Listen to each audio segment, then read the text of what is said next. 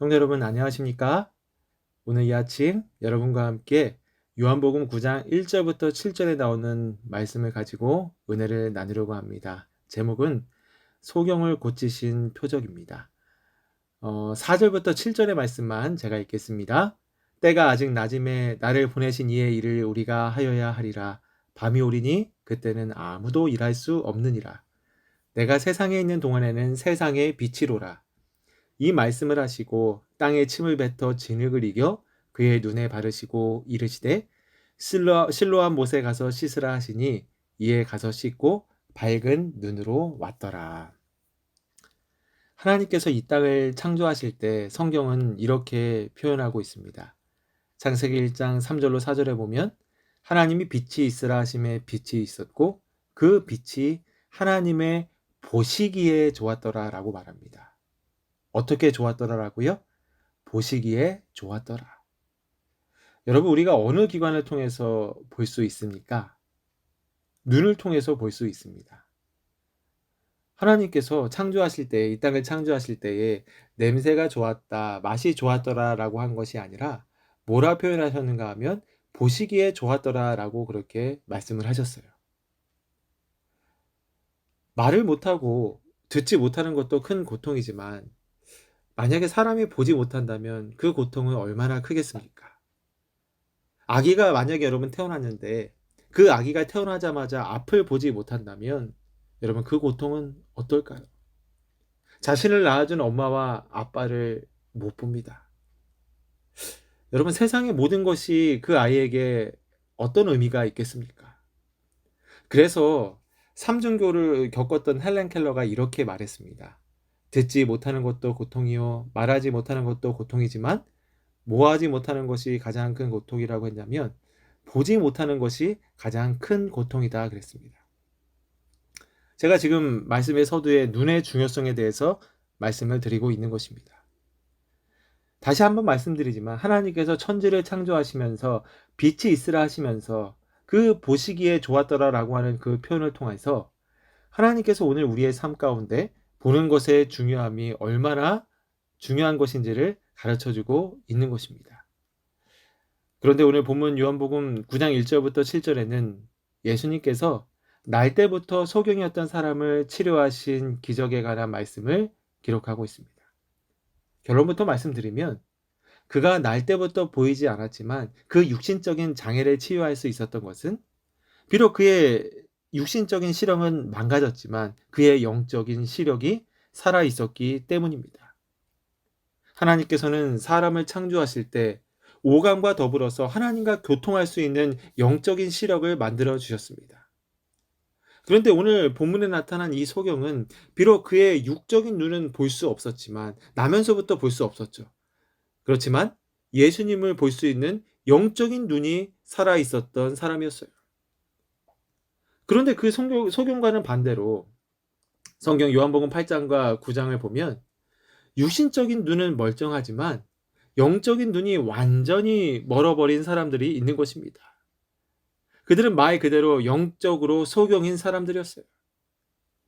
또 그들은 자신이 영적인 소경이라는 것을 몰랐습니다. 왜 그랬는가 하면 육신적인 눈이 떠있기 때문이라고 성경 본문은 기록하고 있는 것입니다. 요한복음 9장 41절에 보면 예수께서 이르시되 너희가 맹인이 되었더라면 죄가 없으려니와 본다고 하니 너희 죄가 그대로 있느니라 그렇게 말씀하십니다. 육신의 눈은 떠져 있었지만 그들의 영적인 눈은 닫혀 있었던 것입니다. 그렇다면 어떻게 이들의 영적인 눈이 닫히게 되었을까요? 신명기 28장에 보면 1절부터 14절은 순종하면 너희들이 복을 받고 15절부터 68절은 불순종하면 너희들이 저주를 받는다라는 이야기가 기록되어 있습니다. 그런데 이스라엘 백성들이 어떻게 해요? 불순종하죠. 그래서 그들이 받게 된 형벌 하나가 무엇인가 하면 신명기 28장 28절에 보면 이렇게 기록하여 여호와께서 또 너를 미치는 것과 눈 머는 것과 정신병으로 치시리니 맹인이 어두운 데서 더듬는 것과 같이 내가 백주에도 더듬고 내 길이 형통하지 못하여 항상 압제와 노략을 당할 뿐이니 너를 구원할 자가 없을 것이다 라고 그렇게 기록을 하고 있습니다. 이사야 29장 9절에서 13절에도 보면 너희는 놀라고 놀라라. 너희는 소경이 되고 소경이 되라.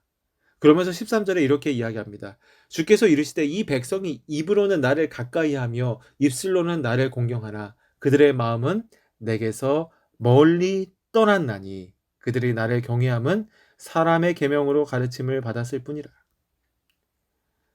여러분, 이스라엘 백성들이 영적으로 소경이 되었던 이유는 여기 기록된 말씀처럼 바로 하나님을 입으로만 섬기면서 그들 마음으로는 하나님을 멀리 떠났기 때문입니다.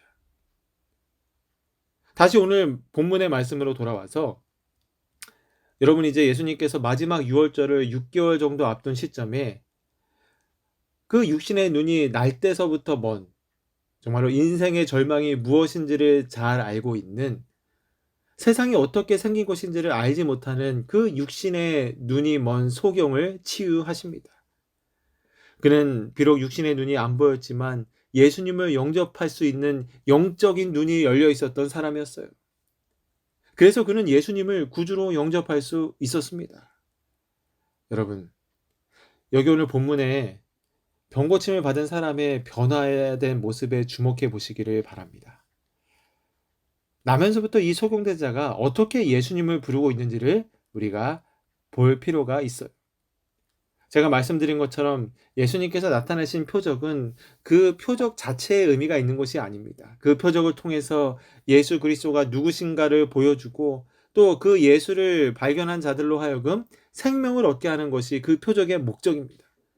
그렇다면 역시 오늘 요한복음 9장에 나오는 이 소경을 고치신 표적도 그 소경의 눈을 낫게 해주는 것에 목적이 있는 것이 아니라 그 소경이었던 자가 어떻게 예수님을 발견하고 어떻게 그가 예수 생명을 얻게 되는지를 우리가 봐야 된다는 것입니다.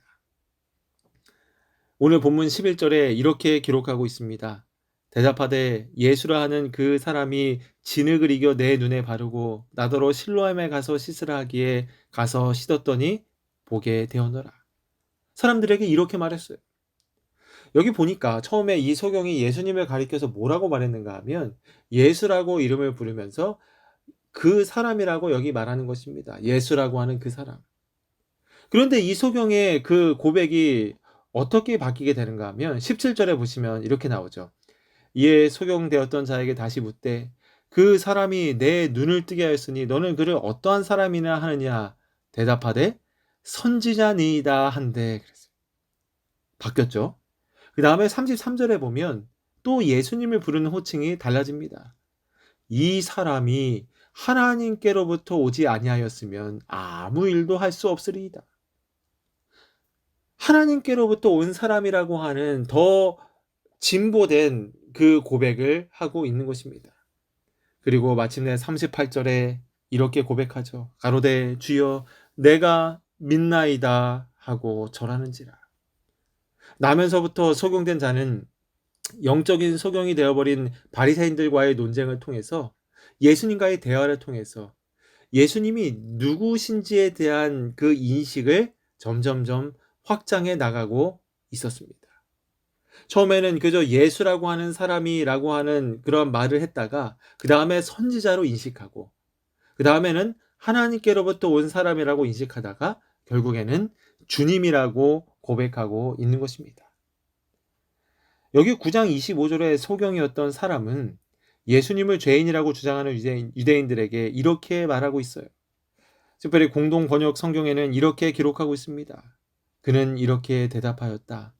그분이 죄인인지 아닌지는 모르겠습니다. 다만 내가 아는 것은 내가 앞 못 보는 사람이었는데 지금은 잘 보게 되었다는 것 뿐입니다. 여러분, 우리의 삶 가운데 예수님이 누군가를 사람들에게 어떻게 증명할 수 있을까요? 이 문제에 대해서 나면서부터 소경이었던 이 사람은 한마디로 결론을 내리는데 내가 보게 된 것, 바로 그것이 증거였습니다. 그렇다면 오늘 우리도 예수님이 그리스도라는 사실을 어떻게 세상에 증거할 수 있겠습니까? 그것은 바로 예수님을 믿으면서 달라진 나의 삶을 세상에 증거하는 것입니다. 나의 삶이 바로 내가 믿는 예수님이 누구인지를 세상에 보여줄 수 있는 가장 강력한 증거입니다. 내가 예수님을 만나서 어떻게 변했는지를 보면 예수님이 누구인지를 쉽게 증거할 수가 있어요. 오늘 우리는 진실로 우리의 삶을 통해서 변화된 모습을 통해서 예수님을 올바르게 증거해야 하는 것입니다. 그러므로 사랑하는 여러분, 나에게 새 삶을 주신 분, 나에게 삶의 소망을 주신 분, 내 마음에 모든 잘못된 습관들을 몰아내고 의로운 삶을 살도록 이끄신 분, 나를 통해서 바로 그분이 나의 잘못된 행동으로 인해서 예수님께서 엉뚱하게 증거되지 않게 되기를 간절히 바랍니다. 사랑하는 여러분, 오늘날 그 어느 시대와 비교도 할 수 없는 영적인 암흑 시대에 우리가 살아가고 있습니다. 하나님께서는 이 어두운 시대에 누구를 택해서 이 불쌍한 세상을 구하게 하실까요? 마지막 때에 한 백성을 예비해 두셨는데 그들의 특징은 바로 이것입니다. 영적인 눈이 멀었지만 그 사실을 모르는 사람들이에요. 벌거벗었지만 벌거벗은 줄 모르는 사람들입니다. 바로 요한계시록 3장의 라오디게아 교회의 사람들. 오늘 여러분과 저라고 말하는 것입니다. 내가 말하기를 나는 부자라 부요하여 부족한 것이 없다 하나 내 곤고한 것과 가련한 것과 가난한 것과 눈 먼 것과 벌거벗은 것을 알지 못하도다. 여러분, 오늘 우리는 본문에 나오는 치유받았던 소경입니까? 아니면 지금 예수님이 진짜 소경이라고 규정했던 육신의 눈은 비록 떠 있지만 영적인 장님인 바리새인들과 같은 소경입니까? 그런데 정말로 다행인 것은 우리가 만약 지금 영적인 눈이 먼 소경이라 할지라도 우리 주님께서 다시 뜨게 할 수 있는 약을 주셨어요. 계시록 3장 18절에 성령의 안약을 사서 너희의 눈을 발라서 보게 하라. 사랑하는 성도 여러분, 오늘 우리 이 안약, 그리스도가 우리 삶의 중심이 되고 우리의 육신은 나이가 들면서 점점 희미해지고 안경을 끼지 않으면 볼 수 없게 돼 있지만 여러분, 스테반을 눈에 열게 하시고 사울의 눈을 열게 하셨던 그 예수님, 그 예수님과의 관계는 날로 깊어져 가게 되는 여러분과 제가 되기를 간절히 바랍니다. 오늘 하나님께서 여러분의 삶 가운데 영적인 눈을 열게 하셔서 영적 소용이 되지 않고 정말로 하나님과 깊은 교제를 나누는 삶을 이 땅에서 살아가다가 영광스러운 재림의 날 우리 주님 꼭 맞이하시는 여러분과 제가 되기를 간절히 바라면서 말씀을 마치겠습니다. 기도하겠습니다.